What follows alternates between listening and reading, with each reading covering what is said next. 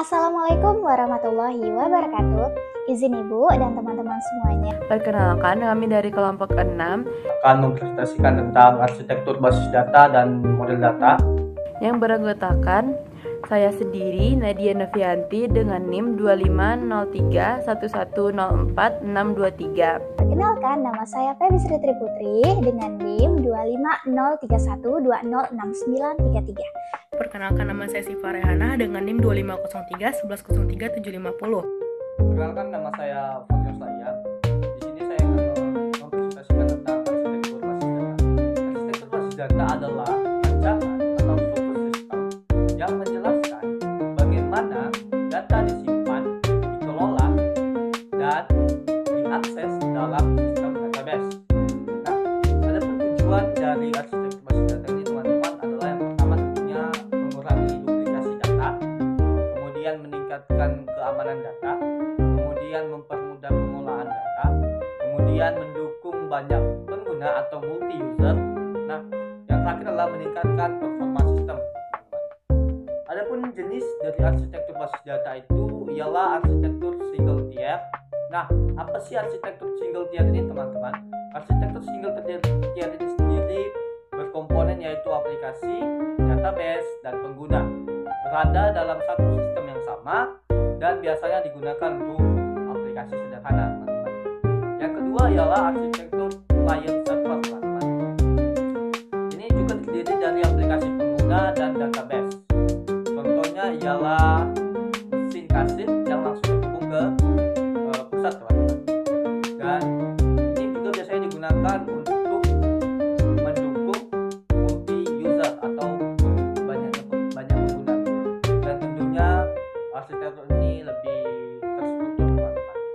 Kemudian yang ketiga adalah arsitektur three-tier. Nah, ini terdiri dari 3, yaitu tampilan pengguna, logika bisnis, dan penyimpanan data, teman-teman.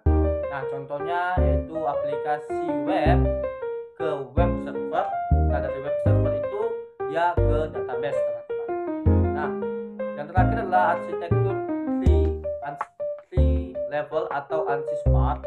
Nah, ini ada 3, teman-teman, yaitu external level. Nah, ini adalah tampilan database masing-masing pengguna, teman-teman. Nah, yang kedua yaitu conceptual level. Conceptual level ini adalah struktur logis keseluruhan data, teman-teman.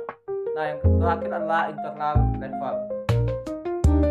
Internal level ini sendiri adalah struktur fisik penyimpanan dan data, penyimpanan data di dalam penyimpanan data di penyimpanan, teman-teman.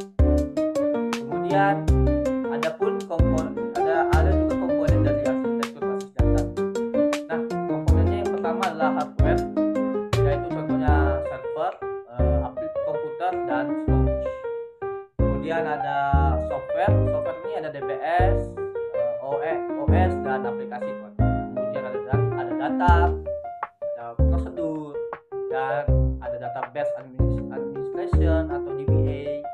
Kemudian ada programmer dan end user, teman-teman. Nah, selanjutnya saya akan menjelaskan juga tentang data independence, teman-teman. Apa sih data independence? Poin utama dari data independence sendiri adalah kemampuan mengubah skema pada satu level dalam arsitektur basis data tanpa memengaruhi skema level yang lebih tinggi, teman-teman.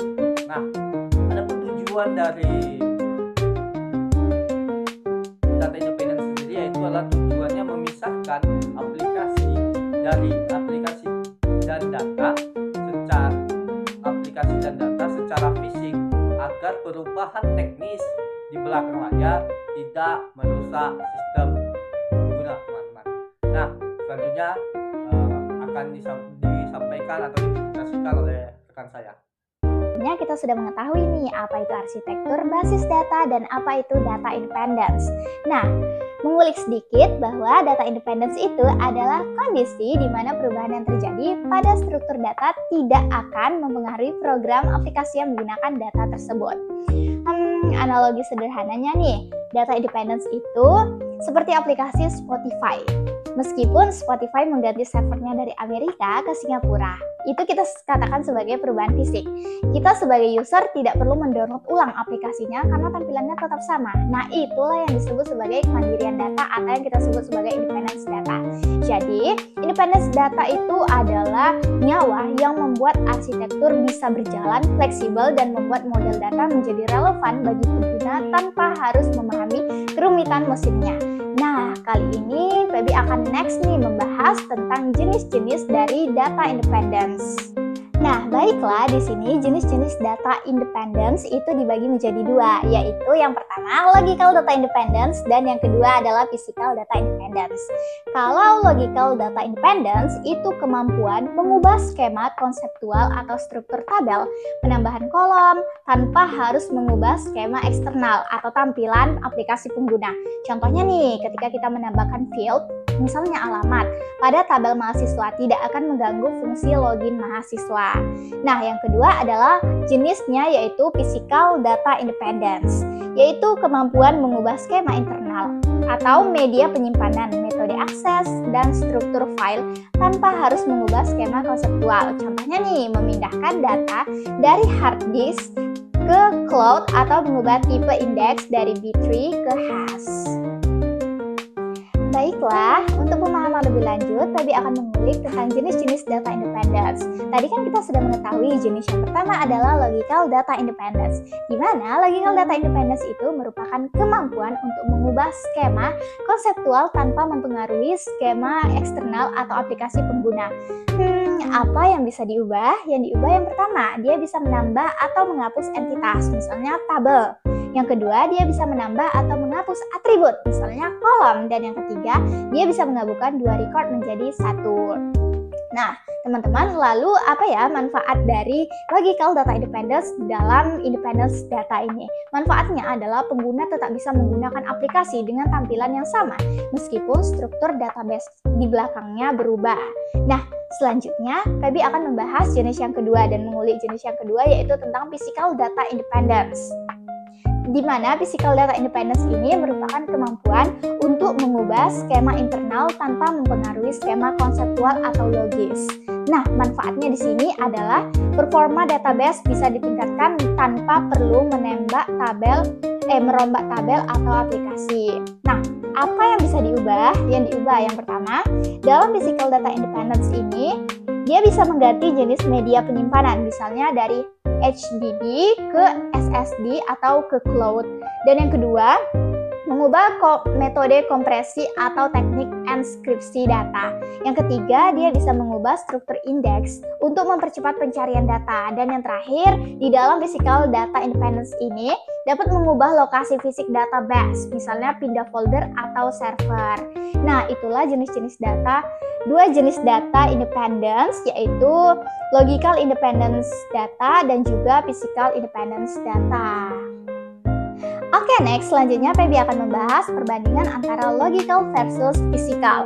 Perbandingan antara logical data independence dengan physical data independence. Kita bisa lihat perbedaannya ada 4, yaitu bisa dilihat dari fokus, tingkat kesulitan, yang ketiga perubahan, dan yang terakhir adalah dampaknya. Perbedaan yang pertama adalah fokus. Pada logical data independence, struktur logis. Kita bisa lihat di sini ada misalnya tabel atau kolom. Fokus pada apa data yang disimpan atau strukturnya. Misalnya, apakah kita menyimpan nama, alamat, dan tanggal lahir dalam satu tabel atau dipisah. Sedangkan pada physical data independence, fokusnya itu lebih kepada penyimpanan fisik, misalnya hardware atau file. Fokus pada bagaimana data itu disimpan di perangkat keras. Apakah di dalam folder A, apakah filenya dikompres atau diperkecil? Apakah kita pakai SSD atau cloud? Nah, itulah perbedaan yang pertama. Dilihat pada fokusnya. Selanjutnya, perbedaan yang kedua itu dilihat dari tingkat kesulitannya. Kalau logical data independence itu kesulitannya lebih sulit diterapkan. Kenapa? Karena jika kita mengubah struktur tabel, misal menghapus kolom nih, kamu harus memastikan aplikasi masih bisa menampilkan data lainnya tanpa error. Ini melibatkan logika pemrograman. Sedangkan pada physical data independence itu lebih mudah diterapkan. Di zaman sekarang sudah sangat canggih. Kita bisa memindahkan database dari satu server ke server lain hampir secara otomatis tanpa merusak struktur tabel sama sekali. Nah, perbedaan yang ketiga yaitu dilihat dari perubahannya. Kalau logical data independence itu mengubah definisi data. Perubahan terjadi pada skema konseptual. Aksinya menambah tabel baru, menghapus kolom atau menggabungkan dua tabel menjadi satu. Sedangkan pada physical data independence kita bisa lihat di sini itu perubahan yang terjadi adalah mengubah metode penyimpanan. Perubahan terjadi pada skema internal. Aksinya yaitu mengganti tipe hard disk, mengubah urutan pencarian atau kita sebut sebagai indexing agar lebih cepat atau mengubah enkripsi file agar lebih aman. Nah, yang terakhir nih perbandingannya. Kalau logical data independence itu dampaknya mempengaruhi program aplikasi. Dampaknya ada pada program aplikasi. Jika logical data independence kita bagus, saat database berubah, programmer tidak perlu pusing memperbaiki ribuan baris kode programnya. Sedangkan pada physical data independence itu dampaknya mempengaruhi efisiensi sistem. Dampaknya ada pada efisiensi sistem. Perubahan fisik dilakukan biasanya untuk membuat database jadi lebih cepat, lebih lega atau hemat ruang atau lebih aman tanpa mengganggu cara user memakai aplikasinya. Nah, itulah pembahasan Feby tentang jenis-jenis data independence dan perbandingan logical versus physical yang telah Feby jelaskan pada pembahasan tadi. Sekian dari Feby, terima kasih dan wassalamualaikum warahmatullahi wabarakatuh. Oke, di sini saya akan melanjutkan penjelasan teman saya itu mengapa data independence itu penting dan apa manfaatnya. Yang pertama, dia memisahkan program dari data, yang artinya jika ada perubahan dalam database seperti menambahkan kolom atau merubah cara penyimpanan, maka aplikasi tidak perlu diubah secara besar-besaran. Dengan ini, sistem lebih fleksibel dan tidak mudah rusak. Yang kedua yaitu efisiensi, biaya, dan waktu atau maintenance. Jika setiap perubahan kecil pada program mengharuskan kita untuk mengedit ulang atau merombak kembali, maka hal ini akan memakan biaya dan waktu yang sangat besar. Dengan adanya data independence, pemeliharaan sistem lebih cepat dan lebih hemat. Lanjut yang ketiga yaitu optimasi performa atau tuning. Administrator database dapat meningkatkan performa seperti menambahkan indeks atau mengganti cara penyimpanan tanpa mengganggu pengguna. Jadi, sistem tetap cepat walaupun data semakin banyak. Yang selanjutnya adalah skalabilitas atau sistem bisa berkembang. Dengan adanya data independence, kita dapat menambah kapasitas server, mengubah struktur penyimpanan, atau mengganti teknologi database tanpa harus menghentikan seluruh sistem yang sedang berjalan. Artinya, ketika data semakin banyak dan kebutuhan perusahaan meningkat, sistem tetap bisa berkembang tanpa mengganggu operasional. Yang kelima adalah keamanan dan fokus pengguna. Data independence membantu memisahkan kompleksitas teknis dari pengguna. Pengguna hanya berinteraksi dengan data yang mereka butuhkan di level eksternal, tanpa harus memahami bagaimana data tersebut disimpan atau dikelola dalam sistem. Hal ini membuat sistem lebih aman, lebih terkontrol, dan lebih mudah digunakan. Jadi, secara keseluruhan, data independence memberikan banyak manfaat, mulai dari efisiensi, fleksibilitas, peningkatan performa, skalabilitas, hingga keamanan sistem. Di sini saya akan menyebutkan beberapa keyword dari data independence. Yang pertama adalah abstraksi, yaitu berarti menyembunyikan kerumitan dari pengguna. Jadi pengguna tidak perlu tahu bagaimana data disimpan secara sistematis dalam sistem. Yang kedua adalah transparansi atau transparansi, yang artinya ketika ada perubahan pada struktur data, perubahan tersebut tidak terlihat oleh pengguna. Jadi dia tidak terlihat artinya.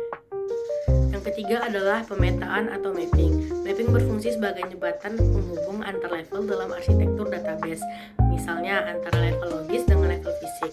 Dengan adanya pemetaan, perubahan satu level tidak langsung memengaruhi level lainnya. Yang keempat adalah pemisahan atau decoupling. Ini berarti memutus ketergantungan antara program dan data. Jadi aplikasi tidak terikat langsung pada struktur penyimpanan data, sehingga lebih fleksibel dan mudah dikembangkan. Kesimpulannya, keempat konsep ini saling berkaitan dan menjadi dasar utama dalam mewujudkan data independence pada sistem database. Apa itu model data? Model data merupakan sekumpulan konsep yang digunakan untuk menjelaskan tentang data, hubungan antara satu data dengan data lainnya, serta batasan-batasan yang ada pada data tersebut. Dengan model data, membantu kita memahami bagaimana data diorganisir dalam sistem database, mulai dari struktur, relasi, hingga aturan yang mengatur data tersebut. Selanjutnya, saya akan menjelaskan mengenai jenis model data. Jenis model data itu ada 4, yaitu yang pertama model entity relationship atau ER, yang kedua model relasional, yang ketiga model hierarki, dan yang keempat model jaringan. Yang pertama yaitu model entity relationship. Model ini didasarkan pada persepsi data terhadap dunia nyata yang terdiri dari sekumpulan objek yang biasanya disebut dengan entity dan hubungan antar objek yang disebut relationship. Nah, pada model entity relationship ini menggunakan entity relationship diagram atau ERD dan mempunyai notasi kotak persegi panjang untuk menggambarkan himpunan entity, yang kedua elips untuk menggambarkan atribut, yang ketiga belah ketupat untuk menggambarkan hubungan antara himpunan entity, dan yang terakhir garis untuk menghubungkan antar entitas terhadap entity relationship diagram.